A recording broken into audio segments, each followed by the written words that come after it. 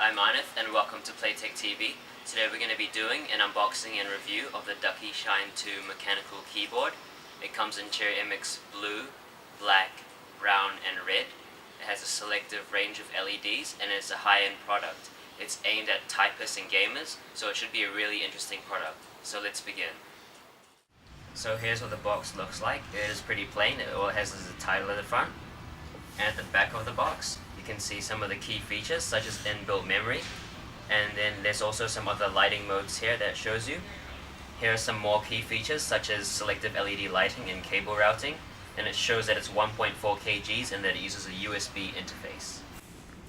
So now we're going to move on to the unboxing, just taking off the latches on the side and opening the box. And now we're going to open the package and you can immediately see the keyboard. So here's everything out of the box and you can see the keyboard itself. And here's the USB connection. And here's a user's manual. And inside this small baggie here, there are these replaceable WASD keys that are sort of orangey red color. And there was also a keycap remover to help you replace the keys. So you can easily replace the switch using the provided key remover tool. And what you do is you just align it with the key and you push it down all the way. And then you hold tightly on your keyboard and you just pull it out like so. And then you take the key you want to replace it with and then you align it with the switch. And then you just push down on it and it should sit in there nicely. So here are all the switches like I said before. Once again, they come in black, red, brown, and blue. But in this particular video, we're going to be focusing on one of the more popular switches, which is the blue switch. This particular model utilizes the blue Cherry MX switch, and I find that these switches provide very nice tactile feedback. They have a click at the end of each press, which tells you the key has been registered. They have a moderate actuation force of 50 grams, and the blue switches are the loudest of all the Cherry MX switches due to that tactile click, and I think you can hear that. So the blue switch is aimed at typists or generic workers. So bear in mind if you're going to purchase this keyboard, think about the characteristics of the blue switch. If you're a gamer, you might find this click annoying, but I guess if you're wearing gaming headphones, then you shouldn't be able to hear it because of the noise cancellation that you can get on some of them. You can also see the LED that provides backlighting for the keyboard. Note that there's a LED under each switch, so you're going to get constant lighting throughout the whole keyboard.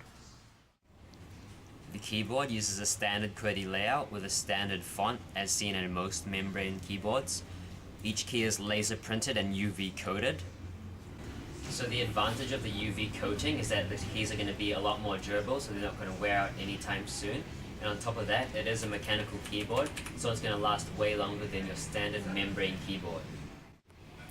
It features a nice matte finish, so this means that you're not going to be getting as many visible fingerprints as you would on gloss-coated keyboards.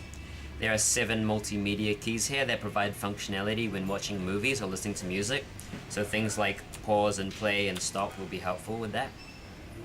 As you can see, there are 4 rubber feet on each of the corners of the keyboard. You have an option to elevate the keyboard using these 2 stands.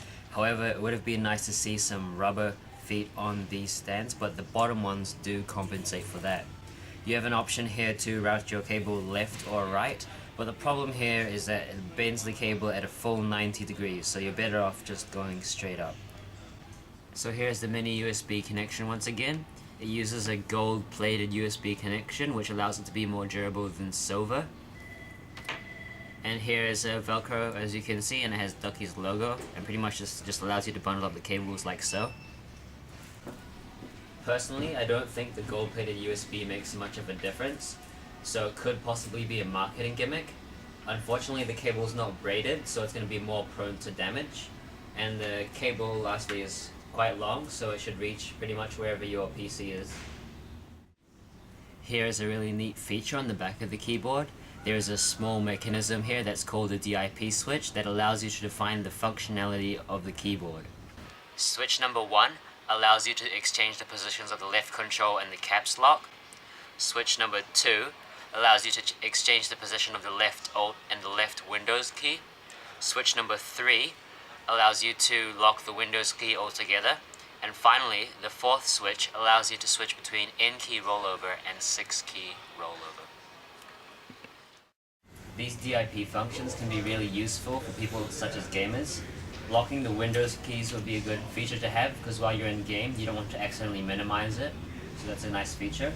Also, the N-key rollover allows you to press as many keys as you want simultaneously, but due to USB protocol, you can only press up to 10 keys at the same time. So you will need to buy a USB to PS2 adapter, but those cost little to nothing anyway, so that shouldn't be much of a problem. And other than that, I don't see a reason why we need to press more than at least 4 or 5 keys, so you should be safe with just the USB N-key rollover. So here are some of the different lighting options. We have the red, white, green, and blue. They all have the same different lighting modes, in this video we're going to show you the ones in the blue keyboard. All of these colors look so much better in real life. I'm not sure if the camera can pick it up. So now we're going to show you the different lighting options. But before we start, I just want to take note that the lock keys go on and off when you press them. So first we have the off mode, and you can change them pressing FN F10, 60%. This is the full lighting mode. And there's different brightnesses, 6 levels of brightnesses. You can change them using the function F11 and F12. This is the lowest, and I'll just scroll through the brightnesses there. Between the 5th and 6th brightness, there's not much difference, so I would say it's 5 levels of brightness. But moving on, here's the pulsating mode or breathing mode, which just scrolls up and down through the brightnesses. Here's the reactive mode, which means every time you press a key, it lights up. And here is what I call the scrolling mode, just scrolls through the lights at the top. And it's back to off mode now. So the lighting can be useful when you're working in the dark. It allows you to see the keys nicely, so you don't need to use a lamp if you don't want to. And it does come in a good range of colors. I think there are 2 more colors, yellow and pink, I think. But yeah, you should be able to choose a color that fits the theme of your PC, so that should be really nice. It'll look really cool. Some people don't like the lights, so it's good to have the option turned off. Just remember, it's not just aimed at gamers, it's also aimed at typists, so those sort of people might just like the look of the plain keyboard. So like I said earlier on the video, you have up to 2 profiles from the inbuilt memory. And to change this, you press the function key and the print screen or Rec 1 button, and it turns the majority of the lights off. And from there, you click all the keys that you want to light up, and then you press the Rec 1 or the print screen button again, and it saves that profile as profile number 1, and it's just going to work like a keyboard again. You could do the same with the Rec 2 or the pause button up here, so you can have 2 profiles. So there are some pros and cons to the Ducky Shine 2 mechanical keyboard. It has exceptional build quality, good LED backlighting, a concealed DIP switch, lockable Windows key, and removable USB cord. There are also a few cons with this keyboard, one of them being its high price tag, its plain design, but it all depends on your taste, and the badly spaced cable routing option. So this keyboard comes at 220 New Zealand dollars, but despite its high price, it makes up for it in its exceptional build quality. It's packed full of really nice features such as the lighting modes and the DIP switch functionality. The lights look really nice as well, but it's also good that it has the option to just have them off because the typists or generic workers might just like it to be plain. But ultimately it depends on your taste, so it's up to you which one you choose.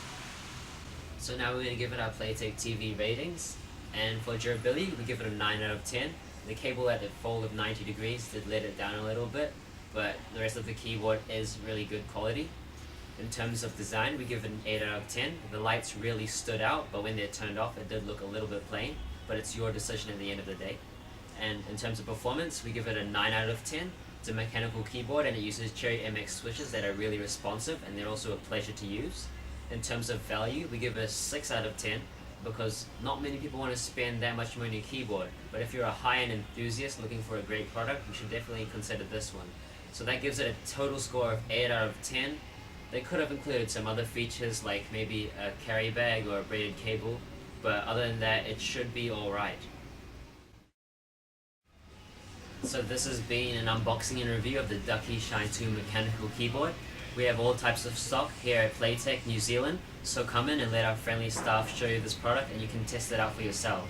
Don't forget to like, comment and subscribe to PlaytechTV so you can have more of this content.